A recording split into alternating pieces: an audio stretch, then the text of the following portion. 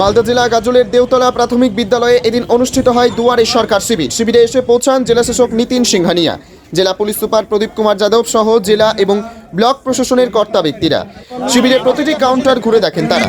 তারপর মাটিতে বসে এলাকাবাসীদের অভাব অভিযোগ শোনেন জেলাশাসক এবং পুলিশ সুপার। অনেকে অভিযোগ করেন সরকারি বিভিন্ন যে সমস্ত ভাতা রয়েছে সেগুলো তারা পাচ্ছেন না। বেশ কিছু এলাকাবাসী পানীয় জল এবং রাস্তার দাবি জানান। বিদ্যুৎ সংযোগ যাতে সহজে পাওয়া যায় তার দাবিও জানান অনেকে। প্রত্যেকের অভিযোগ শোনার পর অবিলম্বে সমস্যা সমাধানের আশ্বাস দেন জেলাশাসক।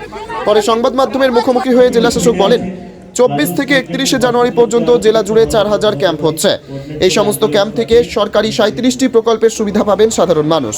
বিভিন্ন জায়গায় গিয়ে আমরা সাধারণ মানুষের অভাব অভিযোগের কথা শুনছি, এরপর সেগুলোর সমাধান করার চেষ্টা করা হচ্ছে। মুখ্যমন্ত্রী মমতা বন্দ্যোপাধ্যায় নির্দেশ দিয়েছেন, সরকারি কোনো প্রকল্পের জন্য যদি কেউ কাটমানি চায় তাহলে তাদের বিরুদ্ধে কড়া ব্যবস্থা গ্রহণ করা হবে। এক্ষেত্রে অভিযোগকারী নাম পরিচয় আমরা গোপন রাখব। বলেন, কথা বলেন। স্যার নমস্কার, কথা আমার 74 ক্যাম্প 24 থেকে 31 জেলা জুড়ে 4000 ক্যাম্প জেলা জুড়ে হচ্ছে এবং সেই প্রেক্ষিতেই আমাদের 37টা সার্ভিসেসের বিভিন্ন